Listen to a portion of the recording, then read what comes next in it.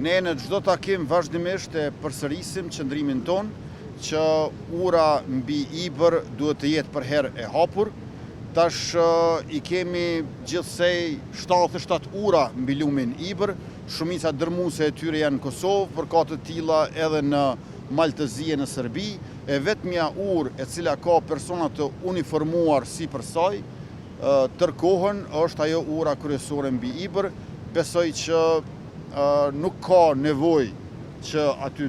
t'jenë pjesëtarët e KFOR-it, mirë po ne këtë çështje zgjidhim veç se me bashkëbisedim të hapur, me dialog të sinqert, dhe besoj që do të vijë edhe dita kur edhe ajo urë do të jetë e hapur, po ndërkohë ne e rrisim lëvizshmërinë, qarkullimin sa më të madh në të dy anët, në të dy brigjet e lumit Ibër, sepse dëshirojmë të kemi shkëmbim tregtar më të madh, liri të lëvizjes për qytetarët dhe sa më shumë bashkëpunim ekonomik e kulturor. Urat nuk kanë përkatësi etnike,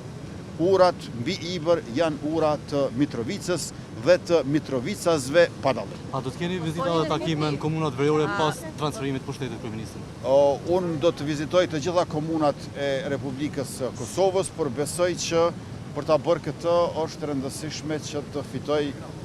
këto zgjedhje për një mandat edhe më të fuqishëm që duhet të nisë në fillimin e vitit të ardhshëm.